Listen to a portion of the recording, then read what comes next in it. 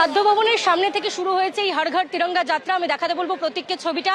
মন্ত্রী ইন্দ্রনীল খা, উপভোক্ত বিষয়ক মন্ত্রকের স্বাধীন দায়িত্বপ্রাপ্ত মন্ত্রী, তিনি অংশগ্রহণ করেছেন এই হর ঘর তিরঙ্গা যাত্রায় এবং তার সঙ্গে কিন্তু একাধিক স্কুলের ছাত্রছাত্রীরা সহ এই দপ্তরের উচ্চপদস্থ আধিকারিকরা প্রত্যেকেই উপস্থিত রয়েছেন এই হর ঘর তিরঙ্গা যাত্রাতে। তুমি দেখতে পাচ্ছ কাঁধে পতাকা নিয়ে নিজে হাঁটছেন মন্ত্রী ইন্দ্রনীল খা। তাকে জিজ্ঞেস করবো আজ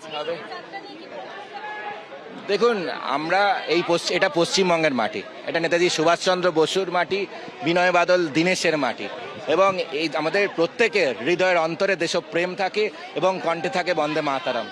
এবং তাই আজকে সরকার, সমাজ সকলের সাথে মিলে পশ্চিমবঙ্গের বিভিন্ন, আজকে কোথাও শহরে, কোথাও গ্রামে, কোথাও টাউনে, সকলে মিলে আমরা গর্বের সাথে দেশে মাতৃকার পুজোতে নেমেছি। আমরা সকলে মিলে গর্বের সাথে দেশের তিরঙ্গা পতাকা নিয়ে আজকে রাজপথে নেমেছি।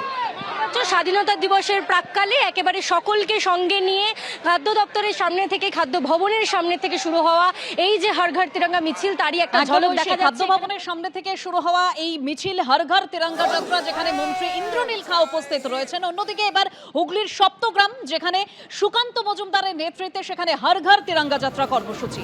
অনেক কথা বলছি, অনেক ভান্ডু দিয়ে করতে বলেছি।